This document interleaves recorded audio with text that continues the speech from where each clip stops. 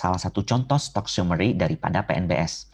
Di sini terlihat dalam harian bahwa PNBS ini dilakukan pembelian yang cukup mencolok oleh 4 broker setidaknya yang melakukan net buy.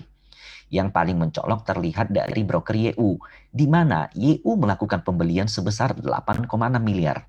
Dilanjutkan oleh MG sebesar 1,6 miliar, CC 1,6 miliar, dan KI 1,9 miliar. Nah, dari pembelian top yang dilakukan oleh keempat broker ini, kita bisa asumsikan terlihat bahwa average mereka itu kurang lebih di 123.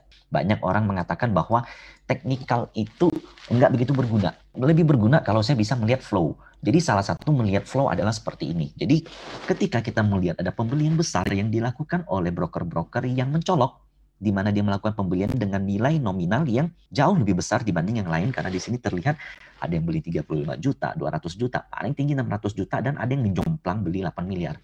Kita bisa asumsikan bahwa pembelian yang dilakukan oleh top broker ini merupakan pembelian yang unusual, merupakan unusual activity yang dilakukan sehingga ada berpotensi mengangkat harga. Nah, banyak yang mengatakan bahwa teknikal di sini nggak berfungsi. Nah, ini salah satu contoh. Saya masuk ke dalam chart 15 menit di dalam chart PNBS. Kita tadi melihat bahwa pembelian besar sebesar kurang lebih belasan miliar yang dilakukan oleh 4 broker kakap itu di average 123. Itu berarti di areal sekian. Dan perhatikan, volume besar yang dibentuk di sini itu tertangkap di dalam chart. Seperti yang kita lihat tadi. Pembelian yang dilakukan oleh YU, MG, CC, dan KI itu terlihat di sini. Sehingga jika kita melihat ada pattern yang divalidasi di sini, kita melihat pola yang namanya ascending triangle dengan target kenaikan PNBS sebesar di atas 130. Nah, sekarang logiknya adalah seperti ini. Ketika pembelian besar yang dilakukan oleh top broker tadi, mereka memiliki average sebesar 123, yaitu kurang lebih di sini.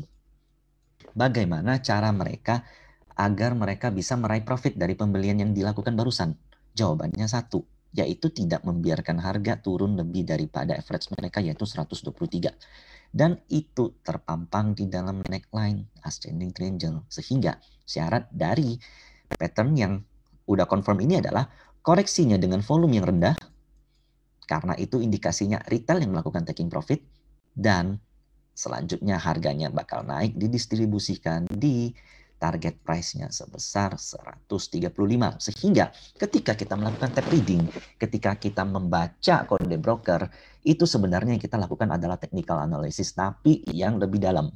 Sementara di dalam chart pattern segala macam itu kita menilai semua pembelian, tidak hanya broker-broker tertentu. Jadi jika ada yang mengatakan bahwa flow itu bukan technical, sebenarnya flow itu membaca pergerakan bandar itu juga bagian dari technical.